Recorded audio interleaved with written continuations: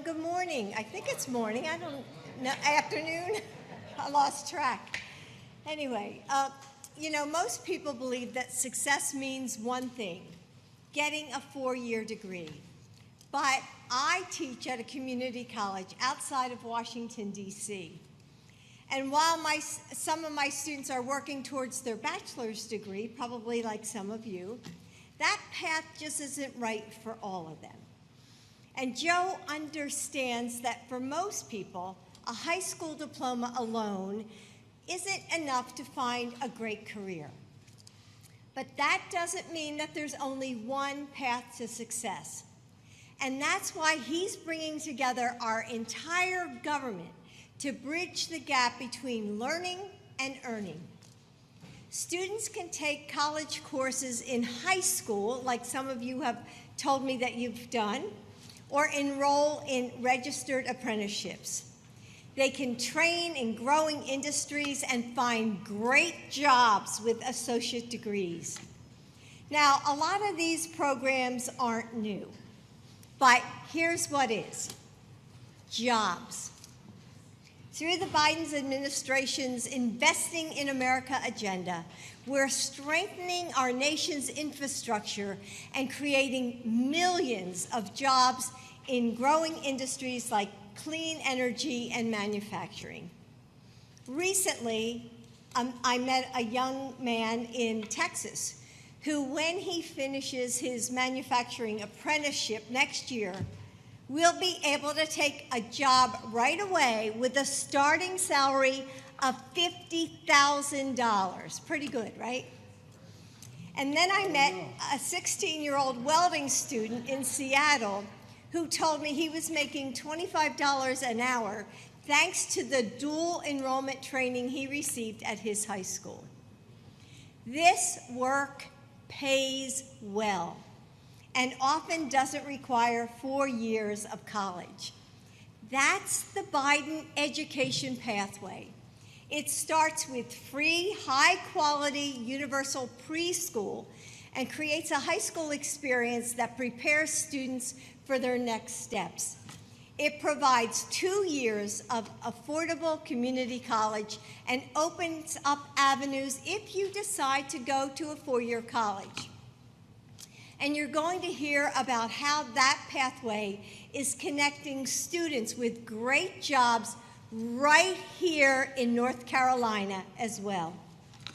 This is the future of our workforce. And in a time when, maybe sometimes we can't all agree, it's an area where we have so many values in common because we all want hardworking students to be successful, even if a 4-year degree isn't the right path for them. We all want businesses to have the skilled employees that they need. Through the Biden education pathway, we can fundamentally transform what it means to make a living and make a life here in America. Thank you.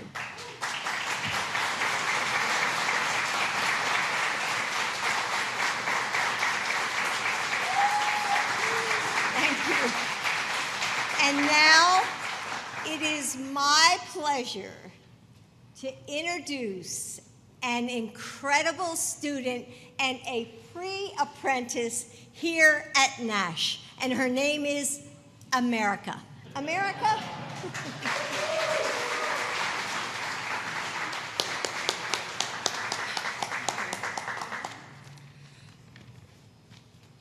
Hello, everyone. My name is America Alonzo Gomez. I am a student enrolled in the Center for Industry, Technology, and Innovation High School, and I'm currently in the Step for Growth Clean Vehicles program here at Nash Community College. My time here at Nash has been great, and I'm really enjoying this program. Here at Nash, we just completed our OSHA 10 Lean Six Sigma Yellow Belt certification. I am beyond excited for this program, and I entered this program to help bring fields that are so important to this country and to my community to light. Energy and manufacturing are changing our very future by generating renewable resources by creating resources that are replacements for resources that are currently depleting, at risk of depleting.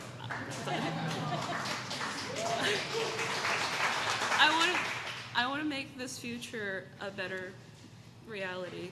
Abraham Lincoln once said the best way to predict the future is by creating it. And here, I'm working with these others and to make this future the best for everyone here and to be able to make it for everyone.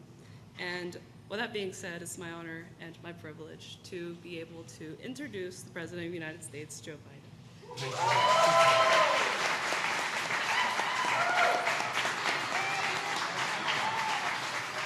Hello, hello, hello.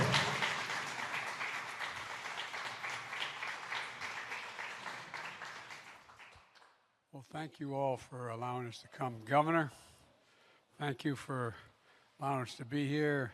I think we have everyone in the city council here and the county council and Congress. Anyway, North Carolina is a great state. And America, thank you for that introduction. I told America the hardest thing to do, at least for me, when I was her age, was to introduce someone. I think it's, no, I really mean it. Anyway, I won't go into all that. But anyway, folks, I'm Jill Biden's husband. And we brought some friends with us today. Governor Roy Cooper, a terrific partner in creating economic opportunity for the people of North Carolina. Congressman Don Davis. Used to work in tobacco fields, became an officer in the United States Air Force, a minister, a professor with a doctorate, member of the House of Representatives. I don't know what the hell to call him. Doctor, minister, reverend, but he's got it all. He's got it all. And he's got 3 sons with him. We're going to take care of him, all these boys sitting next to him. And Mayor Robertson, thank you for the passport into the city. Appreciate it very much. And I want to thank everyone in Rocky Mountain City Council, Nash County,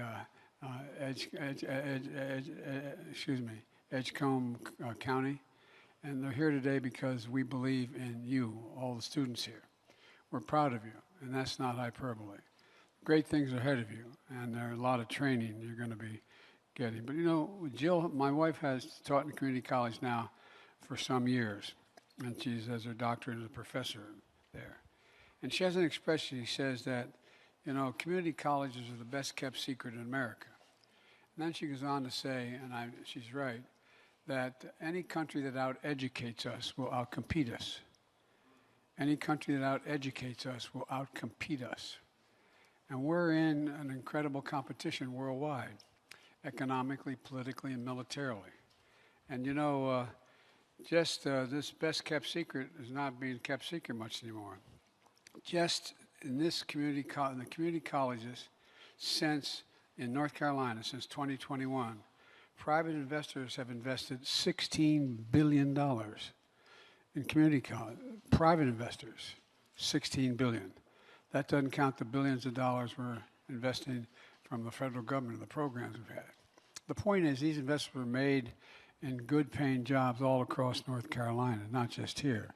Let's remember where we were just a few years ago. When I took office, the economy was reeling. We were in tough shape. Unemployment was extremely high. And across the country, the pandemic had hit us very hard. Millions were out of work, and I'm not hyperbole. Millions were out of work. But the problems we were facing started a lot earlier than that. For decades before the last administration, Democrat and Republican, the middle class and working class folks, families I come from, were being hollowed out. Too many good-paying manufacturing jobs were moved overseas. Why? Because they're cheaper labor. So we started, instead of sending product overseas, we sent people, our jobs overseas. And they'd send product back to us. And factories closing down all over America. I look at a few guys in the audience who go back a little bit may remember what it does when a community has a factory that's working where you had 1,000, 700, or 2,000 people working, and all of a sudden it closes down. The community loses its heart. It just is devastated. What to do? How many people in North Carolina, my home state of Delaware, and around the country, have had to walk up to mom and dad and say, Mom, I got a good high school education, but I got to leave. There's no jobs. there's nothing here. Well, guess what? It's coming back. It's coming back big time. No, it really is. And so, one of the things that we're talking about here is, what do we do to make us once again the most competitive nation in the world? And we're here today because, as Jill said, we believe in y'all, and that's not hyperbole. We believe in y'all. We're in a position where things ahead of you are, thanks to the training you're going to get and the investments we've made, going to be good paying jobs all across, not just here in the East, but all across North Carolina, the entire state. Let's remember who we are. As I said just a few years ago, we were really in trouble. But the problems we're facing today started, as I said, a lot earlier than that. The bottom line of this, I ran for president for a basic reason. I hadn't planned on running again for president. I had run when I was vice president, and then Barack and I spent 8 years together, and then the new administration came in the meantime, things changed in our life and our family. I lost my son. We lost our son in Iraq. Anyway, I hadn't planned on running. But one of the things that did make what I really decided was we stopped paying attention to the neighborhoods I came from. I come from a neighborhood like maybe a lot of you in Scranton, Pennsylvania, which closed down because of the mines closed down. And then we moved to a place called Claymont, Delaware, where they had 4,500 steel workers working in the factories. That shut down completely. All across the country, we're seeing things change. And I came because I thought we could fundamentally change the direction we were going in, to make sure the economy works for everybody, feel a sense of pride in what we do. You've heard me say it before, but where in the heck is it written? Excuse me. Where is it written that America can't lead the world again in manufacturing? Where is that written? And I was determined to make sure it got unwritten. Because, folks, look, here we are. And just in a few weeks after I became president, we wrote the American Rescue Plan, the most aggressive economic recovery package since Franklin Delano Roosevelt. It delivered immediate relief to folks most in need to get our economy back on track. Next, I enacted what we were told we couldn't do. I was told by the press and everyone else that we couldn't do a bipartisan bill. Well, we've invested more money in roads, bridges, internet, and clean water, et cetera, the largest investment in infrastructure since Dwight Eisenhower's interstate highway system. And now we have the best economy in the world. We need the best infrastructure in the world. How can you be the best economy without the best bridges, roads, ports, et cetera? So to date, we've invested nearly $5 billion in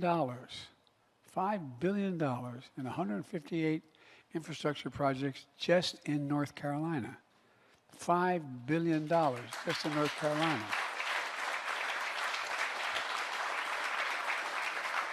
Including roads and bridges and public transit, clean water, high-speed internet. And folks, it's working. After I had this idea, some of the other team didn't like, but they came along, at least the minority of them did, a thing called the Chips and Science Act. We used to invest 2% of our gross domestic product in research and development. We got down to 0.7%. China leading the world, not us. So we put together a whole program that related to investing in science, to bring key parts of our supply chain back to the United States, like semiconductors. There's 300 semiconductors that go in an automobile. Well, guess what? When we had a problem with the pandemic in Asia, those places shut down. We had to stop making cars. And the price of cars, used cars, went up skyrocketed, and the biggest reason for inflation. Now, chip companies are investing billions of dollars, over $30 billion, including over in Chatham County, where Wolfspeed invested $5 billion in a semiconductor manufacturing plant. It's going to create 1,800 new jobs that pay an average salary of $77,000 a year. These jobs, and the jobs they need at the plant, setting up electric vehicle system, operating machinery, running the facility, are exactly the kind of jobs you're being trained for here at this community college. Then we passed, which didn't get much help from the other team, the Inflation Reduction Act, most significant climate legislation ever in the history of not just America, but the whole world. Over $368 billion for energy. And here's what happened. Companies are seizing the opportunity. For example, Toyota is investing $6 billion in a new plant over in Liberty, building lithium batteries for electric and hybrid vehicles, creating 2,100 new jobs, good paying jobs. All told, we've attracted $470 billion, almost $500 billion in private investment all across the country, including $16 billion right here in North Carolina.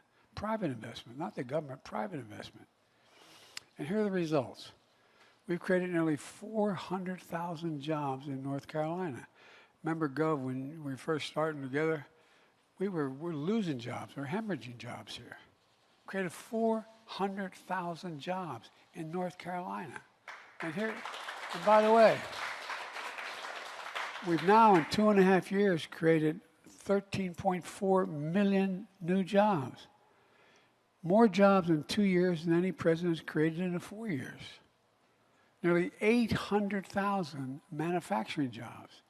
Brand new, 800,000. Manufacturing's back.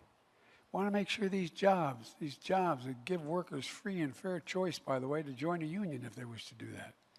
And want to make sure the skilled workers are ready to fit these jobs. Look, you can't have advanced manufacturing without a highly trained workforce. They don't go together. That's where you all come in.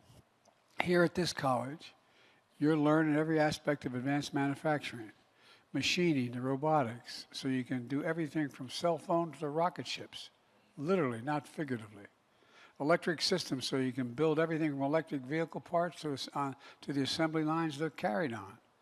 Automated packaging to ship goods quickly and safely all around the world. 95% of the students who study advanced manufacturing at this college get jobs right after graduation. And you know,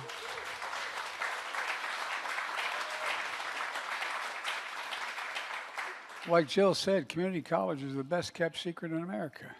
For the longest time, no one wanted to talk about it. Every time I'd raise it for the last 12, 14 years, they said, well, here at Nash, you can see why it's important. And now we want to build all that what you're doing here all across America. We've invested $500 million in what we call the Good Jobs Challenge. Now that's the goal, to create good training jobs all across the countries in industries of the future like clean energy. Here in North Carolina, you accepted that challenge, led by the governor with a group called the North Carolina Business Committee for Education, and North Carolina A&T, which graduates more black engineers than any other institution in America, by the way.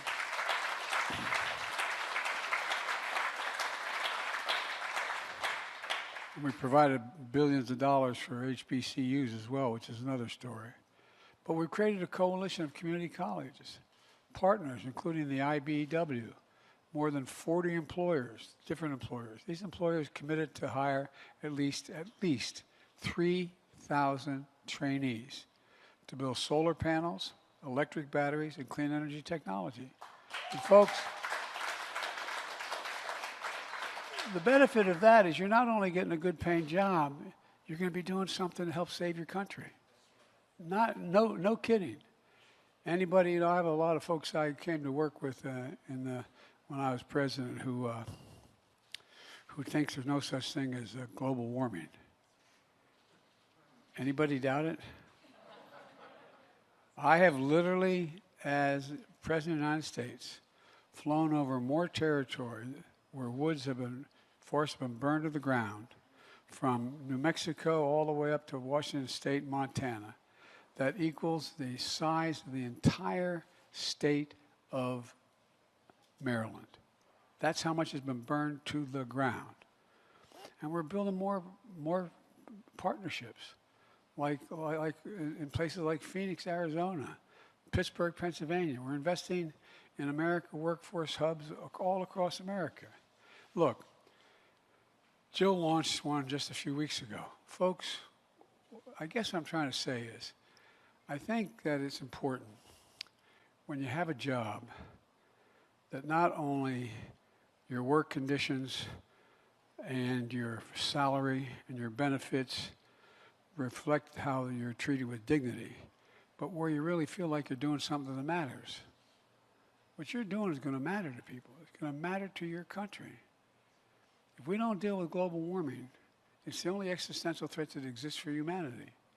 All of the data shows if we don't stay between 1.5 degrees Celsius by the year 20, anyway, we're going to be in trouble. Here's the bottom line. A manufacturing and innovation boom is happening all across America, not just in North Carolina. But the support of people like Roy Cooper and Don Davis, with the leadership of community colleges like yours. Back in 1964, President Johnson, Lyndon Baines Johnson, came to Rocky Mountain and spoke. And here's what he said. He said, the time has come for us to see that every American gets a decent break and a fair chance to make good. That's exactly what we're working to achieve. That's what this is about. I'm so sick and tired of my whole career of what they used to call trickle-down economics. If the folks at the top do well, everybody does well. My dad was a hard-working guy, busted his neck. We weren't poor. We lived a middle-class life. 4 kids in a 3-bedroom home with a grandpa living with us. But the point was, it was in a decent, fair neighborhood, and we were just like everybody else. But I never saw any of that economic benefit trickle down to my dad's kitchen table. So I decided, not a joke, and you're going to make me a profit, and that is that we're going to build this economy from the middle out and the bottom up.